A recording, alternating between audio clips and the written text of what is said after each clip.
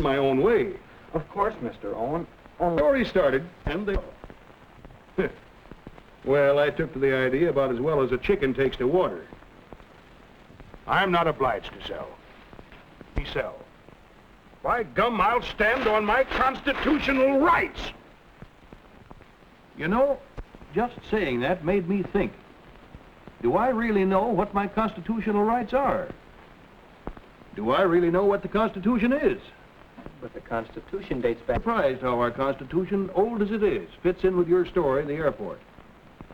That's how I came to get a copy and put it up there where Aunt Lily's painting used to hang.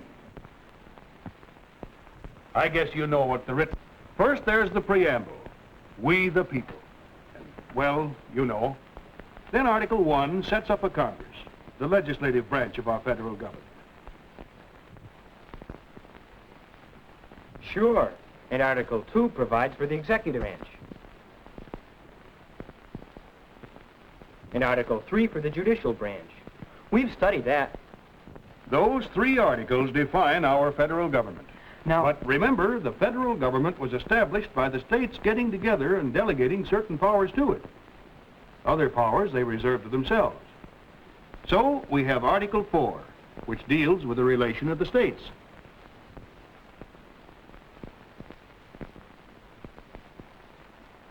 So there we have a federal system with both central and state governments, and both of them are limited in their powers. But from there on out, the Constitution has done a lot of growing. Article 5, which provides for amending the Constitution, shows that the men who wrote it expected it to change. Take a look at the amendments. I know. The first 10 are called the Bill of Rights. That's where I get those constitutional rights I was standing on. According to the Fifth Amendment, my property couldn't be taken away from me without due process of law. Not even for an airport, see? I told you this is part of your airport story. But the Civic Committee had their constitutional rights, too. Under the First Amendment, they staged a couple of mass meetings to stir up interest in their project for a county airport. So the issue was put to a vote as a referendum question on the ballot for the next county election. Before the election, there was a lot of campaigning, especially by the women of the Civic Committee. Time was in this country when only men could vote. But when the people decided that women should vote too, they up and changed the Constitution to suit themselves. That's one of the later amendments. Then again, sometimes we the people change our minds. In 1919, we wrote prohibition into the Constitution. In 1933, we wrote it out, which goes to show that when all is said and done, the Constitution at any time is what the people want it to be at that time. But about the airport referendum, when the votes were counted... A while ago, you asked how a document written in 1787 could have anything to do with an airport.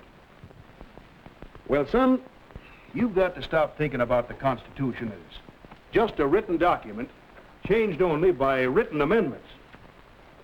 For instance, you know that the written Constitution gives Congress the power to regulate interstate commerce. Yes, sir. Well, back in the early days of our republic, commerce had to do with horse-drawn vehicles and boats. But times have changed, and so has the Constitution. It's been changed through interpretation of the word commerce to include trains and trucks and buses and, as I said, airplanes. It's changed enough so that under the Constitution, Congress created a special agency to control commerce of the air. And you'll be interested to know it was this agency that the members of the Civic Committee consulted about choosing the site for the airport and laying it out and getting federal aid in financing it. Anyhow, that shows you how the Constitution changes to keep up with the times without anything new being written into it. Well, take the Department of Agriculture, for instance, and some of its agencies. They give us farmers a lot of help. But do you think the Department of Agriculture is provided for in the written Constitution? No, sir. It was created by act of Congress. That's right. Through interpretation of its constitutional powers, Congress has created a flock of departments, agencies, bureaus, and commissions, and passed hundreds of laws. And when you come right down to it, all these are additional parts of our Constitution. And then the executive department of our government is also forever changing the Constitution and adding to it by interpreting the presidential powers. and by issuing executive orders that have the force of law. And our Supreme Court and the lower courts decide hundreds of cases every day. These decisions are especially important in interpreting and modifying the Constitution. Finally, you come back to we the people. We have the last say as to what our Constitution will be. But speaking of courts, Mr. Owen, didn't you end up in some sort of a court battle over taking your land for the airport? Not exactly, but you're one step ahead of me. I told you about the referendum question getting on the ballot. Well, it stirred up quite a rumpus. Both major political parties made an issue of the airport. There's an example of still another way the Constitution changes, through custom and usage. The written Constitution says nothing about political parties, not even a mention. But just the same, political parties have come to be an essential part of the way our system of government operates. And the same is true of the President's cabinet. It grew out of custom and usage. Well, I wasn't very pleased with the way the election was shaping up. And I was a lot less pleased with the way it turned out. The news came to me along with another visit from the Civic Committee. They asked whether now I was ready to sell my land.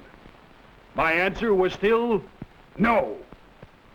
They said this was too big a matter to be blocked by stubborn, selfish interest. Stubborn, they called it, for a man to want to hold on to what was rightfully his. Then they told me mine was the only land the Civil Aeronautics Administration would approve. If I wouldn't sell, they'd have my property condemned for the public good. That night, I took advantage of my right of free speech. I wrote a letter to the editor of the Star, my good friend, Dick Bradford. I appreciate your position, John. Of course, I'll print your letter in the next issue. But in the same issue, I'm going to run this letter. It's addressed to the people of Greene County from the president of Federal Airlines. Our company has followed with keen interest the progress you have made toward establishment of a county airport. For some time, as you know, we have planned to use the airport to provide passenger and cargo service for the people in the area. The farmers in particular would profit through the opening up to them of new markets for their produce.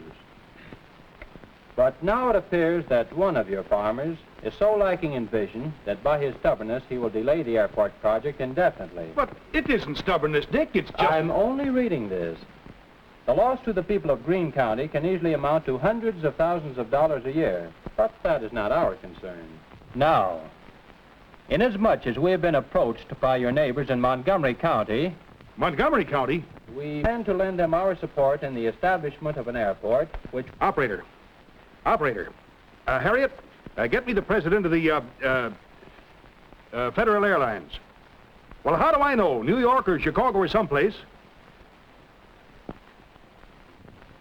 You see, it was for the good of the majority. And I got a fair price for my land, too.